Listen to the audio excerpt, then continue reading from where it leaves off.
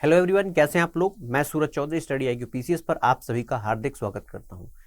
हम लोग शुरुआत करते हैं अपने आज के सेशन की। जैसा कि आप सभी को पता है, हमारा सेशन डेडिकेटेड रहता है 10 बजे का पूरा सेशन हमारे मेंस के लिए, यानी कि यूपी PCS मेंस को हम टारगेट कर रहे हैं 2022 को। और उसी क्रम में हम अपना पहला क्वेश्चन आज स्टार्ट करते हैं। देखिए, मैंने आपसे कहा था कि, और बार बार हर क्लास के अंदर रिपीट कर रहा हूं कि सबसे पहले आप क्वेश्चन को ध्यान से पढ़ना सीखिए। ध्यान से पढ़ करके ये जानिए कि क्वेश्चन के अंदर आपसे पूछा क्या गया है। और जब आपको ये पता लग जाएगा, कंटेंट आपको आता है, तो आप अपने आप को बेहतर रिप्रेजेंट कर पाएंगे। तो चलिए शुरुआत करते हैं अपने पहले क्वेश्चन से। देखेंगे कि इसके अंदर क्या पूछा गया है और क्या हम इसके अंदर कंटेंट रख सकते हैं। फिर मैंने शब्दों के द्वारा भी, यानी कि लाइन में प्रॉपर फॉर्मेट के अंदर इसको लिख करके आपको दिखाने का भी प्रयास यहाँ पर किया है, जिसका आप बाद में स्क्रीनशॉट भी ले सकते हैं। तो शुरुआत करते हैं। यहाँ पर सबसे पहले क्वेश्चन कहता है कि भारतीय राष्ट्रपति की निर्वाचन प्रक्रिया पर प्रकाश डालिए। निर्वाचन प्रक्रिया यानी कि जो इलेक्टोरल प्रोसेस है, उस प्रोसेस पर आपको प्रकाश डालना है, उसके बारे में चर्चा करनी है। साथ में यहां पर पूछा गया है कि आपके अनुसार भारत में राष्ट्रपति के निर्वाचन में प्रत्यक्ष निर्वाचन क्यों नहीं है। यानी कि भारत के राष्ट्रपति का हम सभी जानते हैं कि अप्रत्यक्ष रूप से चुनाव होता है। हमारे द्वारा चुने हुए विधायक और सांसद जाकर के मतदान करते हैं, उस आधार पर भारत के राष्ट्रपति का चुनाव होता है, जो कि अभी ड्यू है, अभी होने वाला है। ठीक है जी। तो उसी के संबंध में क्वेश्चन है और आपको इसका आंसर जो है वो 200 शब्दों में देना है। इस शब्दों की सीमा का आपको ध्यान जरूर रखना है, इसको आपको नहीं भूलना है। तो ये क्वेश्चन हमारे सामने है।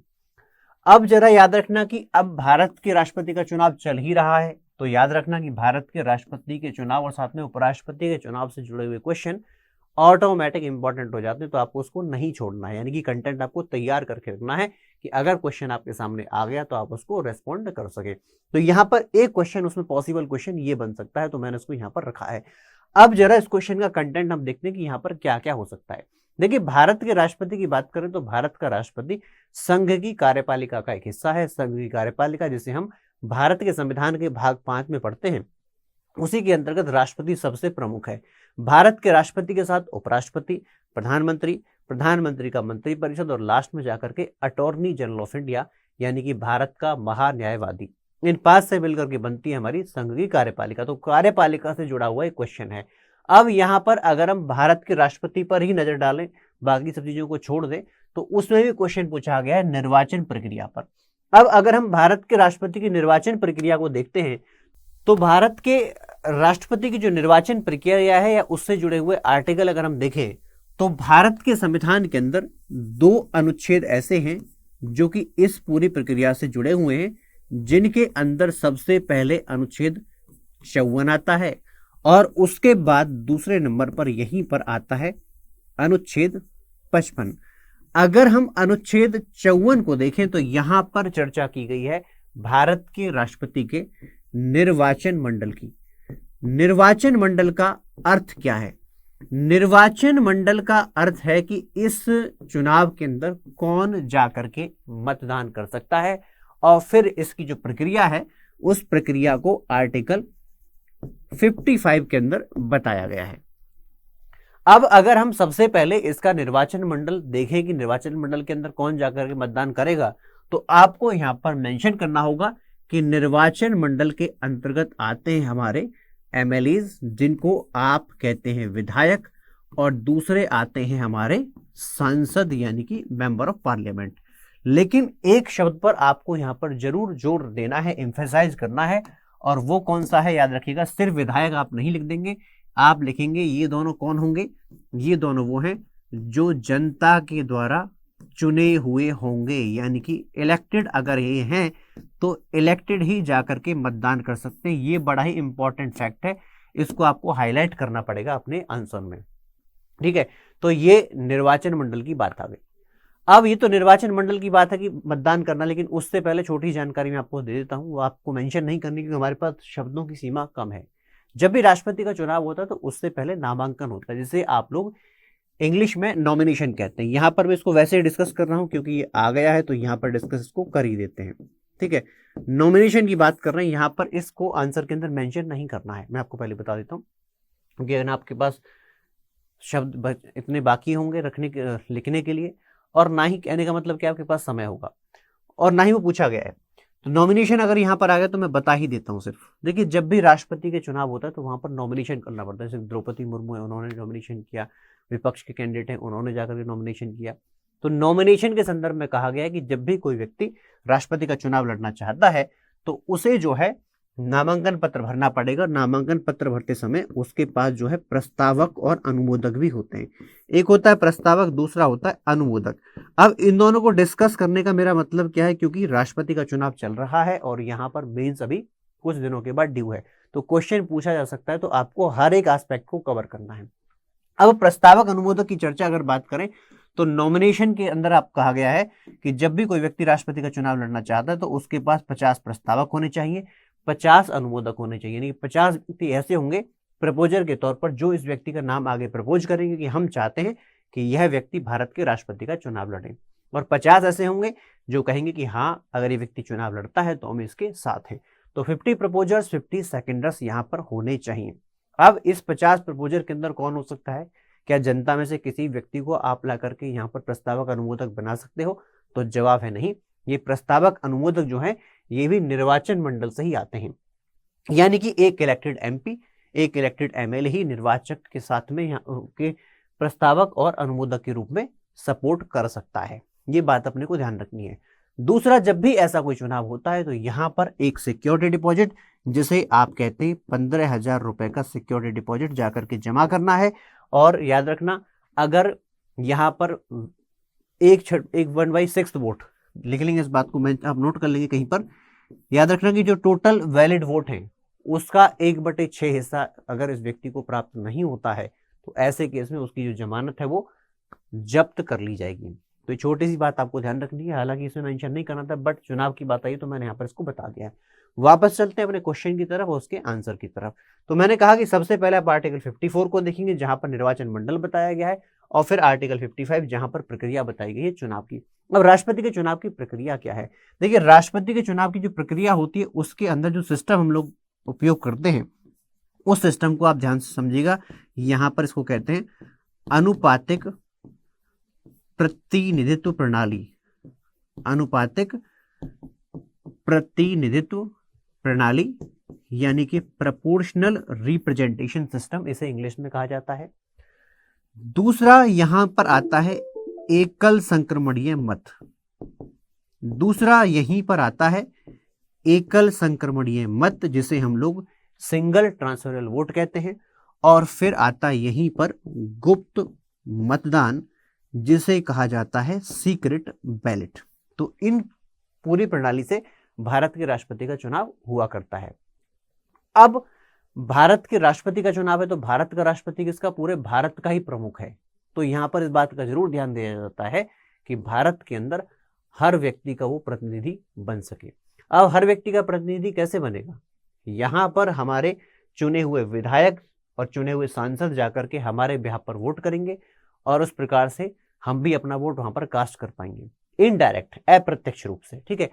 अब जब कोई भी विधायक वोट कास्ट करेगा तो यहां पर कुछ बातों को आपको ध्यान रखना है। चुनाव के अंदर जो मतदान है, मतदान के अंदर एक रूपता हो, समतुल्यता हो, इसके लिए कुछ प्रावधान किए गए। जैसे कि यहाँ पर मत मूल्य की चर्चा की जाती है। यहाँ पर जो है किसकी चर्चा की जाती है? यहाँ पर मत मूल्य की चर्चा की जाती है। और मत मूल्य कैसे? जैसे कि अगर कोई विधायक वोट कर रहा है तो विधायक का वोट का वैल्यू क्या होगा।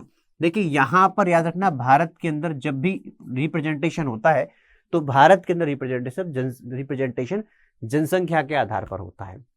अब जो विधायक उत्तर प्रदेश से चुन करके आता है, जो विधायक सिक्किम से चुन करके आता है, दिल्ली से चुन करके आता है, तो वहां पर आप एक बात को ध्यान रखिएगा कि उन सबकी वोट वैल्यू अलग है, क्योंकि वहां पर जनसंख्या भी अलग अलग है। तो जहां पर ज्यादा जनसंख्या है तो उसके हिसाब से क्या होता है, वहां पर वोट का वैल्यू बढ़ जाता है। अब जैसे कि अगर आपको किसी भी विधायक का मत मूल्य निकालना है, वोट का वैल्यू निकालना है, तो यहां पर आप ध्यान रखिएगा कि उस राज्य की जनसंख्या के ऊपर ये आधारित है। क्यों? क्योंकि लोकतंत्र में जनसंख्या का ही रोल होता है, याद रखिएगा। तो राज्य की जनसंख्या, अब ये जनसंख्या कौन सी वाली है? ये जनसंख्या याद रखिएगा 1971 वाली जनसंख्या है, 1971 की राज्य की जनसंख्या। उसके नीचे आपको यहां पर लिखना है कि राज्य के अंदर चुने हुए विधायक, राज्य के अंदर चुने हुए विधायक जनसंख्या को इससे डिवाइड कर देंगे टोटल नंबर से, और इनटू 1/1000, और ऐसे करके निकल के आती है हमारे किसी भी भारत के राज्य के अंदर या यूटी के अंदर जहां पर विधानसभाएं हैं, हमारे विधायक का मत का वैल्यू। जैसे कि अगर हम राज्यों की बात करें तो 28 राज्य इस समय पर है, सब जगह विधानसभाएं, तो वहां पर हर विधायक जाकर मतदान करेगा। लेकिन उसके साथ साथ अगर हम यूनियन टेरिटरी की तरफ जाते हैं तो दिल्ली यूनियन टेरिटरी है लेकिन उसके पास अपनी विधानसभा है। उसी प्रकार से पुडुचेरी भी एक यूनियन टेरिटरी है, उसके पास अपनी विधानसभा है। इसके साथ साथ जम्मू एंड कश्मीर ये भी एक यूनियन टेरिटरी है जिसके पास अपनी विधानसभा है।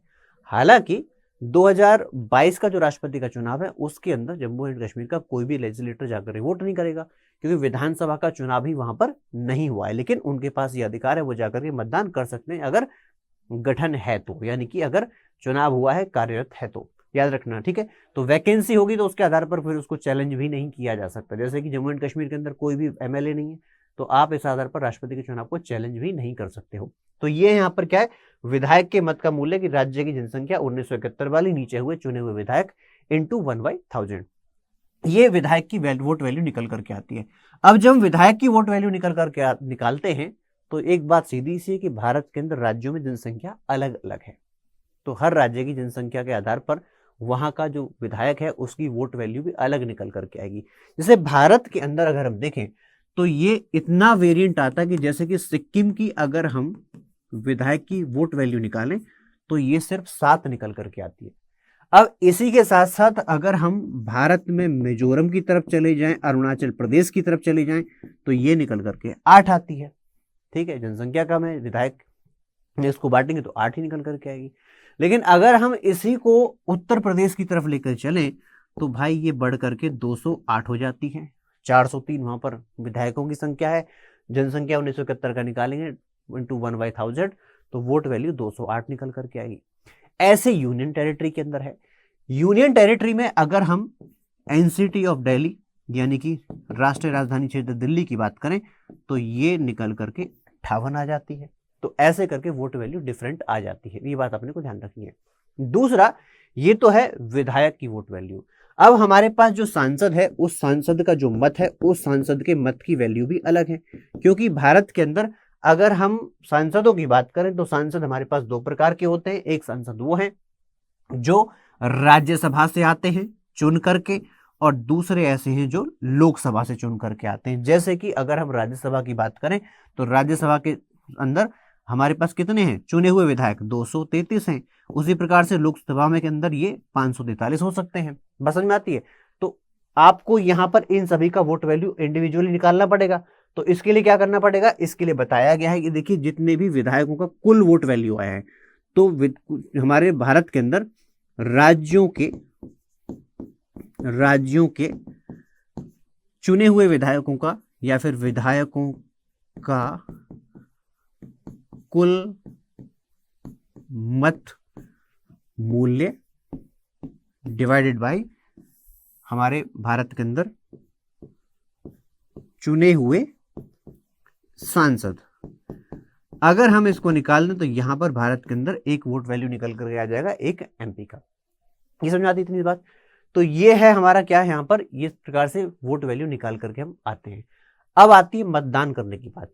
जब भी मतदान होगा तो एक बात जाहिर है कि मतदान कौन करेगा, मतदान करेंगे हमारे नेताजी, यानी कि सांसद करेंगे या फिर विधायक करेंगे। अब जब मतदान करने पहुंचेंगे तो ये कैसा है, ये अनुपातिक प्रतिनिधित्व प्रणाली वाला मतदान है। यानी कि यहां पर कुछ बातें हमको ध्यान रखनी है, और वो क्या है, सबसे पहले जब भी अगर हम इस प्रकार के चुनाव की बात करते हैं तो यहां पर याद रखना ये बहुमत के आधार पर चुनाव नहीं जीता जाता। यानी कि जैसे मान लीजिए कहीं कोई विधायक का चुनाव हो रहा है तो हम विजेता कैसे देखते हैं, जिसको सबसे ज्यादा वोट मिल जाए, चाहे एक वोट फालतू मिले दूसरे कैंडिडेट से, वो जीता हुआ माना जाता है। लेकिन यहां पर ऐसा नहीं है। यहां पर अगर किसी भी कैंडिडेट को चुनाव जीतना है तो उसे एक निर्धारित कोटा उसे सिक्योर करना पड़ेगा, निर्धारित कोटा उसे सिक्योर करना पड़ेगा। और इस निर्धारित कोटे का मतलब है, याद रखना, इस निर्धारित कोटे का मतलब है जितना भी वैलिड वोट पड़ा है, कुल वैध मत जो पड़ा है डिवाइडेड बाय 2 + 1, यानी कि अगर मैं इसको दूसरे शब्दों में कहूं तो इसका मतलब यह है कि जो टोटल वोट पड़ा है उसमें से 50% तो मिलेंगे ही मिलेंगे उसे, उस वोटों से एक वोट उसे फालतू चाहिए। अगर इतना मिलता है तभी उसको विजेता माना जाएगा। अब इसका मतलब क्या है? इसका मतलब ये होता है, देखो जरा इधर आओ, मान लीजिए कोई चुनाव हो रहा है, उस चुनाव के अंदर 5 कैंडिडेट हैं, A B C D E. अब हम ये भी मान लेते हैं समझने के लिए कि इस चुनाव के अंदर जो मतदान है, उस मतदान में टोटल वोट कितना है। टोटल वोट हम मान लेते हैं इस मतदान के अंदर 100 है, ठीक है, टोटल 100 वोट है। तो जब भी कैंडिडेट चुनाव के लिए पहुंचता है और साथ में मतदाता पहुंचता है, तो मतदाता को क्या मिलेगा? मतदाता को यहाँ पर मशीन नहीं मिलेगी, मतदाता को एक बैलेट पेपर मिलेगा, जिसे वो क्या कहते हैं, मतपत्र के नाम से जानते हैं। अब इस मतपत्र में उसे क्या करना है? मतपत्र में उसको वरीयता भरनी है, प्रेफरेंस भरनी है। जैसे कि अगर मिस्टर ए वोट करने पहुंचे, ये सांसद हैं, इन्होंने वोट करना है, तो वोट करने के लिए इनके पास ये चॉइस है, A B C D E, इन 5 में से किसी एक को ने राष्ट्रपति बनाना है। तो वो क्या करेंगे?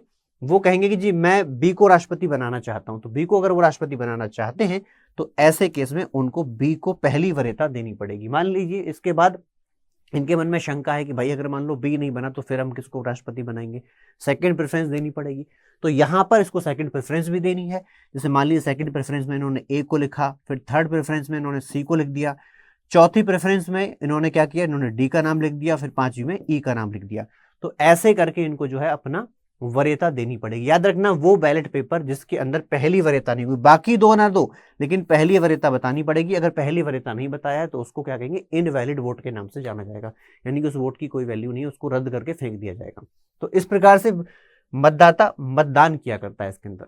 अब जब काउंटिंग की बात आएगी तो काउंटिंग में क्या किया जाएगा, सारे बैलेट पेपर को इकट्ठा करेंगे। इकट्ठा करने के बाद वो बैलेट पेपर जिनके ऊपर पहली प्रेफरेंस ए को मिली है उसका नाम यहाँ पर लिख देंगे, उस नंबर को यहाँ चढ़ा देंगे। जैसे मान लीजिए टोटल जो 100 बैलेट पेपर है, उन 100 बैलेट पेपर में से 30 बैलेट पेपर ऐसे हैं जहां पर पहली वरीयता ए को मिली है, 20 बैलेट पेपर ऐसे हैं जहां पर दूसरी वरीयता, पहली वरीयता बी को मिली है। ऐसे ही 25 बैलेट पेपर ऐसे हैं जहां पर पहली वरीयता सी को मिली है, 15 बैलेट पेपर ऐसे हैं जहां पर पहली वरीयता डी को मिली है, और ऐसे ही करके 10 इनको मिल गए। अब ये क्या है, ये मतदान हो गया। मतदान करने के बाद रिजल्ट ये निकल करके आया। लेकिन हमने क्या देखा था, हमने देखा था कि अगर किसी कैंडिडेट को चुनाव जीतने तो क्या करना पड़ेगा, उसे निर्धारित कोटा सिक्योर करना पड़ेगा। निर्धारित कोटा कहता है total valid vote divided by 2+1। अब यहां पर टोटल वैलिड वोट कितने हैं, यहां पर टोटल वैलिड वोट हमारे पास 100। इसका मतलब क्या है, ऐसे में उसे 100 डिवाइडेड बाई 2+1 यानी कि 51 वोट तो सिक्योर करने पड़ेंगे। बट ये तो नहीं कर पाए 51 वोट सिक्योर। यहाँ पर तो सबसे ज्यादा जिसको वोट मिले उसके पास 30 ही वोट हैं। अगर ये बहुमत वाला चुनाव होता, first pass the post system चुनाव होता, तो हम क्या कहते, ए जीत गया क्योंकि उसके पास सबसे ज्यादा वोट है। बट यहाँ पर ऐसा नहीं होगा। अगर यहाँ पर ऐसा नहीं होगा तो फिर क्या होगा, यहाँ पर हम कुछ जुगाड़ बैठाएंगे। और जुगाड़ क्या होगा, वो जुगाड़ ये कहता है कि अगर इस पूरी लिस्ट को देखें तो एक कैंडिडेट ऐसा होगा जो लीस्ट डिजर्विंग होगा।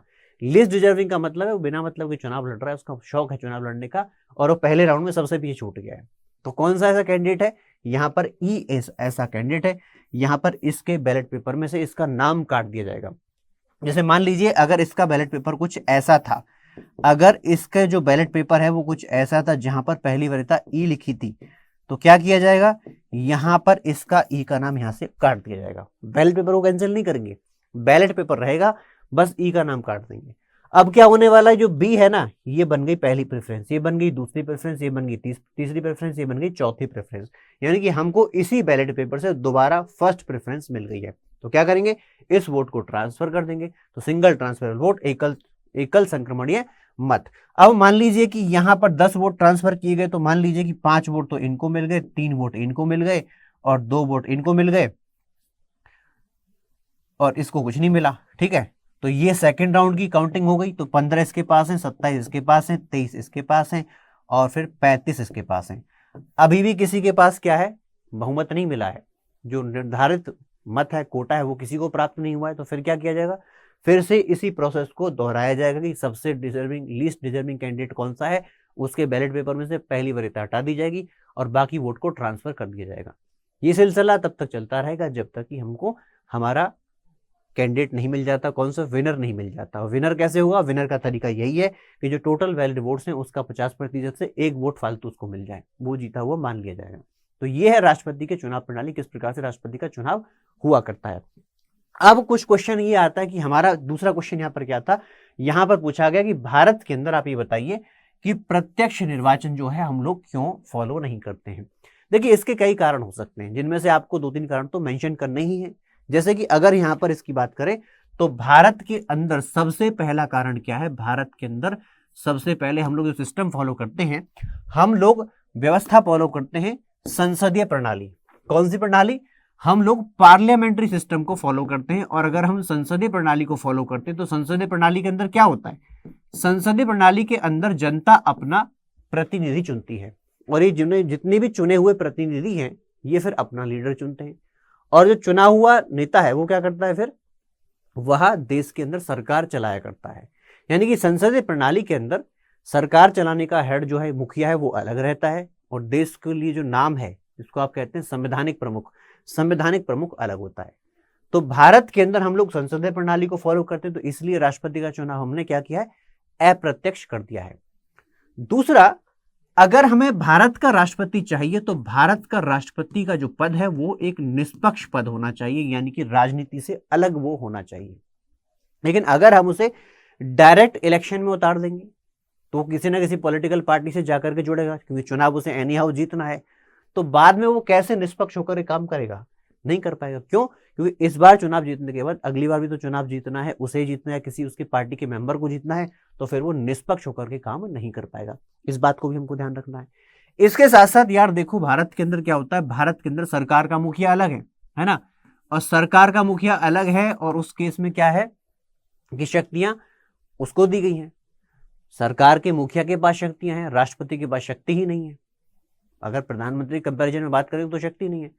तो भारत के अंदर राष्ट्रपति का प्रत्यक्ष चुनाव करवाना, उस पर खर्चा करना, और खर्चा करने के बाद उसे शक्ति ना देना, तो ये तो कुछ बात बनी नहीं। तो इसलिए भी ऐसी व्यवस्था हम लोग फॉलो करते हैं। इसके बाद में जो हम लोग प्रैक्टिस करते आए हैं, हम लोग संसदीय प्रणाली को प्रैक्टिस किए हैं, जहां पर जो सत्ता है वो विभाजित रहती है। लेकिन अगर हम राष्ट्रपति का प्रत्यक्ष चुनाव करवाएं, प्रत्यक्ष चुनाव करवाने के बाद सभी शक्तियां उसको दे भी दें, तो ऐसे केस में शक्ति किसके पास आ गई, एक व्यक्ति के पास आ गई। और अगर एक व्यक्ति के पास आती है तो फिर वहां पर तानाशाह होने की उसकी संभावना बढ़ जाती है, क्योंकि एक बार आने के बाद उसको हटाना बड़ा मुश्किल हो जाता है। तो 4-5 साल के लिए तो गया ही गया है ना। तो उस केस में क्या होगा, हम लोग क्या करते हैं, हम लोग इस व्यवस्था को फॉलो करते हैं, यानी कि हमको राष्ट्रपति के लिए अप्रत्यक्ष चुनाव हम लोगों ने डिसाइड किया है। तो ये सारा कंटेंट आपको जो है अपने आंसर के अंदर रखना पड़ेगा। अब जरा इसमें थोड़ा सा हम आगे चलते हैं, आगे चल के जरा देख लीजिए कैसे आपको पॉइंट्स को मेंशन करना है। जैसे कि सबसे पहले आप यहाँ पर आर्टिकल 54 और आर्टिकल 55 को मेंशन करना नहीं भूलेंगे कि राष्ट्रपति के चुनाव से संबंधित जो प्रावधान है वो अनुच्छेद 54 और 55 के अंदर है, पहली बात। दूसरा, आप ये भी बताएंगे कि अप्रत्यक्ष रूप से चुनाव होता है, बिल्कुल सही है। उसके साथ साथ आप समानुपातिक पद्धति, जिसको हम प्रोपोर्शनल रिप्रेजेंटेटिव सिस्टम यानी कि अनुपातिक प्रतिनिधित्व प्रणाली कहते हैं, उसको आप वर्णन में लेकर के आएंगे। एकल संक्रमणीय मत और साथ में जो है गुप्त मतदान जो है, ये सब अपने को ध्यान रखना है, ठीक है, इतने को अपने को ध्यान रखना है, ये मेंशन करना है। इसके बाद जब आर्टिकल 54 की बात की तो निर्वाचन मंडल आप जरूर लिखेंगे कि निर्वाचन मंडल के अंदर कौन होता है, राष्ट्रपति के निर्वाचन मंडल के अंतर्गत हमारे संसद और साथ में विधानसभाओं के निर्वाचित सदस्य होते हैं, ठीक है।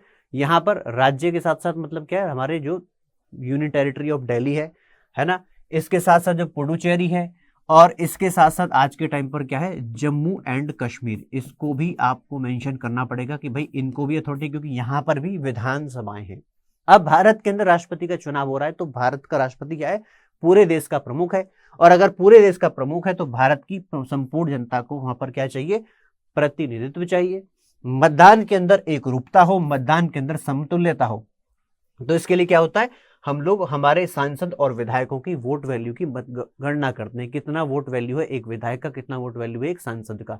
तो ये जो है अपने को यहाँ पर मेंशन करना है। इस तरीके से कैसे निकालेंगे, राज्य की कुल जनसंख्या डिवाइडेड बाय राज्य की विधानसभा के निर्वाचित सदस्य इंटू 1/1000, ऐसे ही करके जो संसद के सदस्य हैं उनका हम लोग क्या कर देंगे, वोट वैल्यू निकाल देंगे।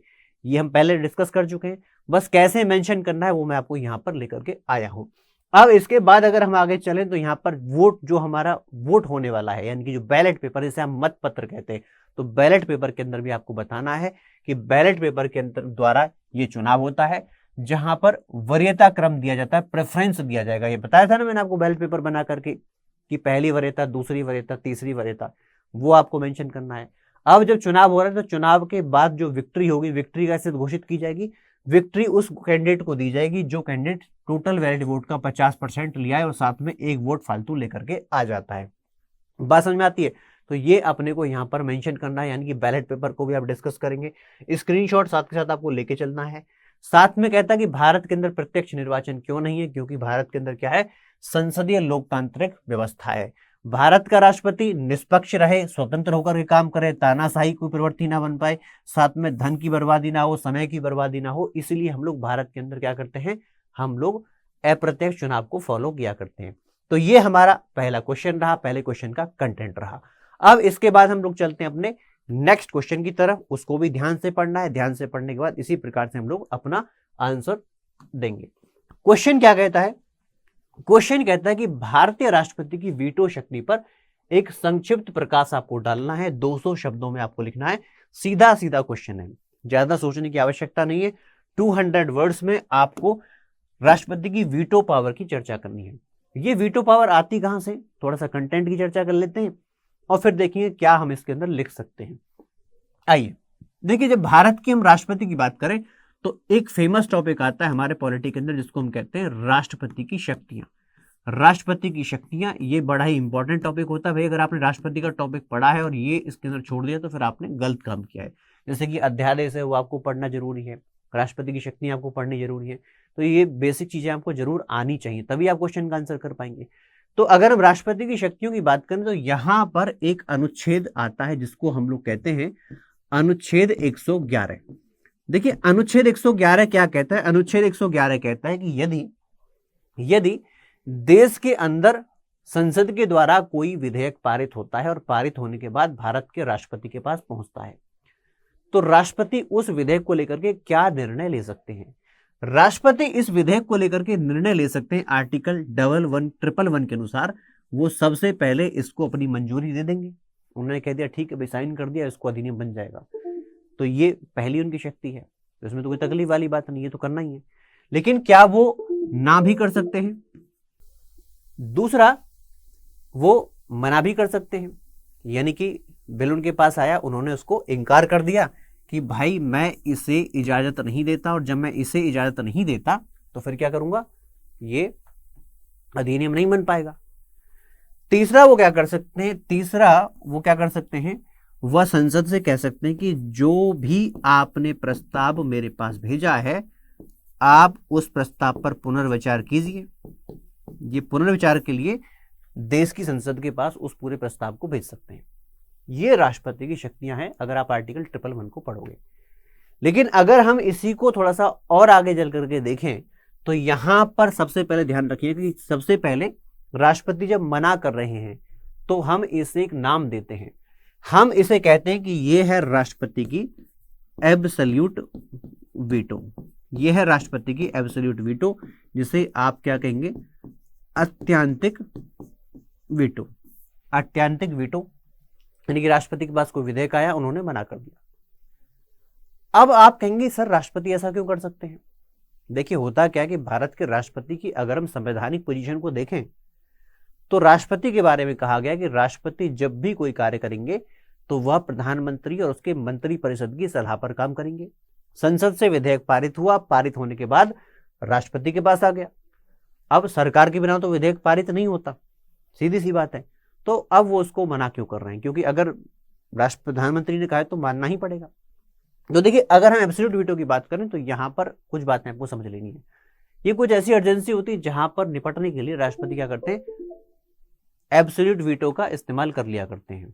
तो क्वेश्चन ये है कि अगर राष्ट्रपति को मना करना है तो वो ऐसा क्यों करेंगे?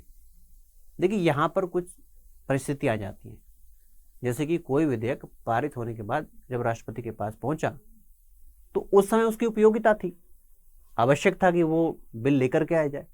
लेकिन जैसे जैसे उसको राष्ट्रपति के पास पहुंचता है, यानी कि उसको जब साइन करने की बारी आती है, तो ये पता लगता है कि यहाँ पर आवश्यकता ही नहीं है। जैसे कि एक एग्जाम्पल हमको इतिहास के अंदर दिखता है जिसको आप कहते हैं पेप्सू अप्रोप्रिएशन बिल। आज के टाइम पर जो भारत का नक्शा हम लोग देखते हैं वो 1956 के बाद ड्रॉ हुआ है। उससे पहले हमारे यहाँ पर A category, B category, C category, D category, यानी part A, part B, part C, part D, इस कैटेगरी में हमने राज्यों को और साथ में यूनियन टेरिटरीज को बांटा हुआ था। तो उस समय पर Patiala and east Punjab state union हुआ करता था और वहां पर जो है राष्ट्रपति शासन लगा हुआ था। तो उस राष्ट्रपति शासन के समय पर वहां पर कुछ फंड उनको दिया जाना था और उसके लिए पेप्सू अप्रोप्रिएशन बिल लेकर के आया गया। जब पारित होने के बाद राष्ट्रपति के पास पहुंचा तो फिर पेप्सू स्टेट के अंदर क्या हुआ, वहां पर सरकार बहाल हो गई, राष्ट्रपति शासन हट गया। जब राष्ट्रपति शासन हट गया तो फिर इस पर क्या जरूरत है, तो यहाँ पर इसको वीटो कर दिया गया, बोले इसकी आवश्यकता नहीं है। तो ऐसे करके हो सकता है। कहने का मतलब क्या है, कुछ खास परिस्थितियां होती है जहां पर ये लगाया जा सकता है। इसके अलावा ये पॉसिबल है कि कोई गैर सरकारी बिल हो, यानी कि प्राइवेट मेंबर का बिल हो। सरकारी बिल और साथ में निजी सदस्य का विधेयक, इनको तो आप जानते ही हैं, लास्ट क्लास में चर्चा किया था हम लोग। तो किसी प्राइवेट मेंबर का बिल पास हो गया, पास होने के बाद राष्ट्रपति के पास पहुंच गया, तो वहां पर राष्ट्रपति क्या करते हैं, वीटो कर देते हैं सरकार के कहने पर, क्योंकि उनके बिना अधिनियम नहीं बन सकता। दूसरा, ये भी पॉसिबल होता है कई बार कि विधेयक पारित हुआ, पारित होने के बाद राष्ट्रपति के पास पहुंचा, राष्ट्रपति इस पर साइन ही करने वाले, लेकिन उससे पहले क्या हुआ, मंत्रिमंडल ही बिखर गया, सरकार चली गई। तो फिर क्या होता है, नई सरकार बन करके आई और नई सरकार ने राष्ट्रपति को सलाह दी कि आपको इस विधेयक पर साइन नहीं करना है, आपको इसको क्या करना है, पारित नहीं होने देना है। तो वहां पर क्या करते हैं, एब्सोल्यूट वीटो लगा दी जाती है। तो यह है एब्सोल्यूट वीटो, पहली वीटो शक्ति। दूसरा आता है, यहां पर आता है क्या, रिकंसिडर, जिसको आप कहते हैं पुनर्विचार, और इसी को हम क्या कहते हैं, सस्पेंसिव वीटो। इसी को हम सस्पेंसिव वीटो, यानी कि हिंदी में क्या कहते हैं, इसी को हिंदी में हम कहते हैं निलंबनकारी वीटो। अब ये निलंबनकारी वीटो क्या है, देखिए हुआ क्या कि कोई विधेयक राष्ट्रपति के पास आया पारित होने के बाद, राष्ट्रपति को लगता है कि इस विधेयक के अंदर कुछ ना कुछ खामियां हैं, इसको ठीक किया जाना चाहिए, या उनको ये प्रतीत होता है कि इस पर समय कम दिया गया है, जल्दबाजी में इसको पारित कर दिया गया है। तो ऐसे केस में उसे क्या करते हैं, वो दोबारा से संसद के पास भेज देते हैं। लेकिन यहां पर कंडीशन क्या है, कंडीशन ये होती है कि अगर संसद ने इसको दोबारा पारित कर दिया, हो सकता है कि राष्ट्रपति के सुझावों को इनकॉर्पोरेट किया गया हो सकता है ना किया गया हो, तो दोनों ही परिस्थितियों में जब ये दोबारा राष्ट्रपति के पास आएगा तो राष्ट्रपति को इसको साइन करना पड़ेगा, वो इस पर अब वीटो नहीं लगा सकते। तो ये होता है निलंबनकारी वीटो, सस्पेंसिव वीटो, यानी कि राष्ट्रपति की वीटो को क्या कर दिया गया, ओवरराइड कर दिया गया है। दूसरे प्रकार की वीटो। तीसरे प्रकार की वीटो जिसे आप पॉकेट वीटो कहते हैं, यानी कि जिसको जेबी वीटो कह सकते हैं, वो यहीं से आता है। देखो कैसे, राष्ट्रपति को साइन करना है, राष्ट्रपति को इनकार करना है, राष्ट्रपति को रिकंसिडरेशन के लिए भेजना है, लेकिन ये नहीं पता कितने समय में भेजना है। तो राष्ट्रपति क्या करते हैं, किसी बिल को अगर उनको अपने पास रखना है तो बोले काम करो, हम इसको अपने पास रख लेते हैं, अभी हम इस पर विचार कर रहे हैं। तो विचार कर रहे हैं इसका मतलब क्या, हम निर्णय लिए नहीं है, और जब निर्णय नहीं लिए तो ये भी हमने निर्णय लिया कि हमको निर्णय नहीं लेना है। ठीक है, जैसे जानबूझकर कई बार किया जाता है, जैसा कि एक बार राजीव गांधी के समय पर चलते हैं तो वहां पर एक भारतीय डाक अधिनियम आया था, जिसके अंतर्गत हमारी जो प्रेस है उसके ऊपर कुछ प्रतिबंध लगाने की बात आई थी। इस विधेयक को पूरे भारत के अंदर क्रिटिसाइज किया गया, और जब ये भारत के राष्ट्रपति के पास पहुंचा तो राष्ट्रपति उस समय ज्ञानी जैल सिंह हुआ करते थे। तो ज्ञानी जैल सिंह ने क्या किया, बोले अभी हम इस पर सोचेंगे, विचारेंगे। तो कहने का मतलब क्या है, पॉकेट वीटो लगा दिया। और जब राष्ट्रपति चले गए तो नए राष्ट्रपति आए, आर वेंकटरमन। उन्होंने बिल को देखा, बिल को उठा करके फिर से सरकार के पास भेज दिया कि भाई काम करो, आप इस पर जरा पुनर्विचार कीजिए। तब तक केंद्र के अंदर सरकार ही बदल गई थी, तो उन्होंने क्या, उस बिल को ही ड्रॉप कर दिया। तो कहने का मतलब क्या है, इस प्रकार से भारत के राष्ट्रपति कई बार क्या होता है, जब जो हमारे संवैधानिक मूल्य हैं उनकी रक्षा भी क्या करते हैं। तो ये आ जाती है पॉकेट वीटो, निलंबनकारी वीटो। तो 3 प्रकार की शक्तियां भारत के राष्ट्रपति के पास हैं। ऐसा ही एग्जाम्पल आपको सस्पेंसिव वीटो के अंदर मिल जाता है, जैसे कि सन 2006 में ऑफिस ऑफ प्रॉफिट लाभ के पद को लेकर के कुछ विवाद हुआ, तो हमारी संसद ने एक अधिनियम पारित किया, विधेयक पारित किया। ये राष्ट्रपति एपीजे अब्दुल कलाम के पास पहुंचा, उन्होंने इसको पुनर्विचार के लिए वापस कर दिया था कि आप इस पर पुनर्विचार कर लीजिए। तो ये वीटो शक्तियां हैं भारत के राष्ट्रपति की। एक बात आप ध्यान रखिएगा कि भारत के राष्ट्रपति के पास वीटो शक्तियां तो हैं, लेकिन भारत के राष्ट्रपति कुछ खास मामलों में वीटो शक्ति का इस्तेमाल नहीं करते, जैसे कि संविधान संशोधन विधेयक अगर पारित होने के बाद राष्ट्रपति के पास जाता है तो राष्ट्रपति को इसे स्वीकार करना पड़ेगा, मंजूरी देनी पड़ेगी। 24वां संविधान संशोधन 1971 इस बात के बारे में चर्चा करता है। ऐसी करके धन विधेयक की बात करते हैं, तो मनी बिल को लेकर के राष्ट्रपति पुनर्विचार नहीं कर सकते, या फिर उसको पॉकेट वीटो नहीं कर सकते। उनको क्या करना है, उनको उसको या तो हाँ करना है या ना करना है। लेकिन धन विधेयक राष्ट्रपति से पूछ करके ही लाया जाता है, उनकी पूर्ण अनुशंसा के बाद ही लाया जाता है। तो अमूमन ऐसा नहीं होता कि वो उसको खुद ही वीटो कर लें। बात समझ में आता है? तो ये राष्ट्रपति की क्या है, वीटो शक्ति है, जिनका अपने को यहाँ पर फिर से वर्णन करना है, यानी कि आपको अपने को शब्दों में इसको लिख देना है। अब जरा यहाँ पर आते हैं तो कैसे इसको मेंशन आप करेंगे। तो यहाँ पर अपने को बताना है कि भाई देखो, ये जो वीटो शक्ति है, वीटो शक्ति का मतलब क्या होता है कि राष्ट्रपति के पास कोई विधेयक आया, उन्होंने क्या किया, उनको निर्णय लेने का उस पर अधिकार है। इसके बाद अनुच्छेद 111 के अंदर इसका वर्णन है, ये आप जरूर मेंशन करेंगे, इस पॉइंट को नहीं छोड़ना है। 111 में 3 प्रकार की वीटो शक्ति है, इसको भी आपको मेंशन करना है। और उसके बाद कौन कौन सी शक्ति, क्या क्या उनका अर्थ होता है। जैसे कि यहाँ पर अत्यंतिक वीटो है, तो अत्यंतिक वीटो क्या है उसको आप लिखेंगे। प्लस साथ में कब अत्यंतिक वीटो का इस्तेमाल किया जा सकता है ये भी आपको देना है। और साथ में आप एक एग्जाम्पल भी दे सकते हैं, जैसे कि यहाँ पे पेप्सू विनियोग विधेयक, पेप्सू अप्रोप्रिएशन बिल की चर्चा आ जाती है। ऐसे ही करके हमारे पास दूसरी वीटो है, जिसको हम कहते हैं निलंबनकारी वीटो, यानी कि सस्पेंसिव वीटो। ये क्या है, कब कब इसका इस्तेमाल किया गया, ये आप यहाँ पर मेंशन कर देंगे, जो पहले के पहले मैं डिस्कस कर चुका हूं। अब आप बस इनका स्क्रीनशॉट लेते चले जाइए। इसके बाद में अगर हम आगे चलें तो यहाँ पर जो जेबी वीटो है, जिसे पॉकेट वीटो कहा जाता है, पॉकेट वीटो क्या होती है, कब इसका इस्तेमाल किया गया है, ये सारा अपने को यहाँ पर इस प्रकार से मेंशन कर देना है। याद रखना ये जो शब्दों की सीमा है ये 200 है यहाँ पर, लेकिन मैंने थोड़ा सा इसको ज्यादा लिखा है ताकि आपको कंटेंट सही प्रकार से मिले। आपको इसको भी कम करना है, क्योंकि हो सकता है कि ये क्वेश्चन आपको 125 शब्दों में पूछ लिया जाए, तो फिर आप इसमें सारा ऐसा नहीं लिखेंगे। ठीक है, आप इसको बेहतर रिप्रेजेंट भी कर सकते हैं। जैसे मान लीजिए आपने क्या किया, कोई फिगर बना दी, तो फिगर के अंदर आपने कोई चार्ट बना दिया, वहां पर चार्ट के अंदर इस चीज को मेंशन कर दिया कि हमने क्या किया कि आर्टिकल 111 आपने मेंशन कर दिया, अनुच्छेद 111 उसके अंदर 3 वीटो शक्तियां, आपने इसको ऐसे मेंशन कर दिया। ठीक है, और एक एक लाइन उसके बारे में लिख दी। तो डिपेंड करता है कि क्वेश्चन कितने शब्दों का है और आप कितना बेहतरीन उसको रिप्रेजेंट कर पाते हैं, कंटेंट आपके पास अवेलेबल है। तो ये सारी बात यहाँ पर हो गई। इसके बाद एक चीज मैंने शायद वहां नहीं मेंशन की, दोबारा यहाँ मेंशन कर देता हूं, आर्टिकल 201 की चर्चा है। आर्टिकल 201 के अंदर क्या है कि अगर मान लीजिए कोई विधेयक राज्य के विधानसभा के द्वारा, राज्य के विधानमंडल के द्वारा पारित हुआ, वह राज्यपाल के पास गया। अब राज्यपाल क्या कर सकते हैं, इस विधेयक को राष्ट्रपति के लिए सुरक्षित भी कर सकते हैं कि भाई मैं इस पर निर्णय नहीं लूंगा, इस पर निर्णय महामहिम राष्ट्रपति जी लेंगे। अब महामहिम राष्ट्रपति के पास जब ये विधेयक आता है तो आर्टिकल 201 के अंतर्गत वो क्या निर्णय ले सकते हैं, जैसे कि वो उसको क्या कर सकते हैं, वीटो कर सकते हैं, मना कर दिया नहीं भाई ये एक्ट नहीं बन सकता। ऐसे ही करके वो क्या कर सकते हैं, वो कर सकते हैं आप इसको पुनर्विचार के लिए भेज दीजिए, है ना, तो वहां पर ये पॉसिबल है, तो आप उसको भी मेंशन करेंगे। ठीक है, कम से कम शब्दों में कोशिश करना इसको मेंशन करने की, क्योंकि आपके पास कंटेंट बहुत सारा हो गया। ठीक है, अंत में आप इसको कंक्लूड करेंगे, क्या कहेंगे कि भारत में राष्ट्रपति की जो वीटो शक्ति है वो क्या है, सकारात्मक है, वो पॉजिटिव पावर हम देखते हैं। यह कहता है यह किसी विधेयक को संविधान सम्मत बनाए रखने हेतु राष्ट्रपति को प्राप्त एक विशिष्ट शक्ति है, यानी कि क्या करना है, कोई भी कानून ऐसा ना हो जो संविधान के खिलाफ चला जाए, संवैधानिक मूल्य है उनके खिलाफ ना चला जाए, उनको बचा करके रखना है। और हमने ये देखा भी एग्जाम्पल के द्वारा कि अगर राष्ट्रपति के पास वास्तव में कोई शक्ति है भी नहीं, यानी कि एब्सोल्यूट पावर नहीं है, लेकिन उसके बावजूद भी कई बार वो क्या करते हैं, अपनी वीटो शक्ति का इस्तेमाल करके संविधान की रक्षा, साथ में संविधान के जो मूल्य हैं उनकी रक्षा किया करते हैं। तो ये अपने को यहाँ पर मैटर अपना रखना है। इसके बाद हम चलते हैं अपने नेक्स्ट क्वेश्चन की तरफ।